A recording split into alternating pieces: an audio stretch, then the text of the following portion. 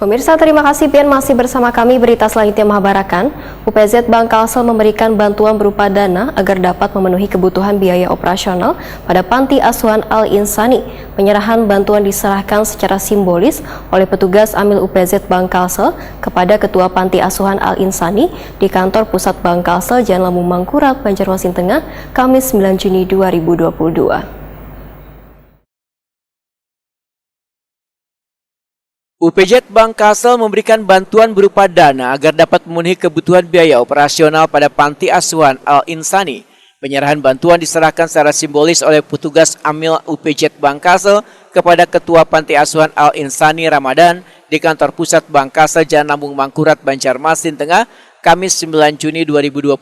Ramadan berharap bantuan tersebut dapat membantu operasional Panti Asuhan Al-Insani agar dapat memenuhi kebutuhan anak yatim yang tinggal di panti tersebut. Selain itu, UPZ Bank Kalsel juga membantu pembangunan musola Nurul Hayat, Aluh-Aluh Langgar Nurul Hayat di Jalan Handil Gantung, Desa Balimau, RT 1 Kecamatan Aluh-Aluh, Kabupaten Banjar, nang wahini dalam tahap renovasi.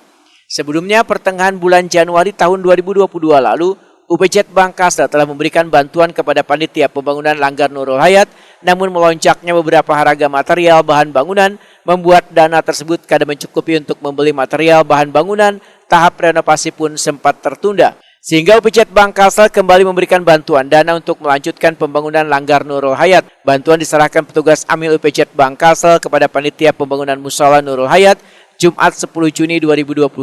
Petugas Amil UPZ Bank Kalsel menghimbau sahabat Genka yang ingin menyisihkan sebagian hartanya untuk membantu saudara kita yang membutuhkan, maka bisa turut berpartisipasi dalam program-program kegiatan yang diinisiasi oleh UPZ Bank Kalsel dengan menyalurkan zakat infak wan sedekah melalui UPZ Bank Kalsel.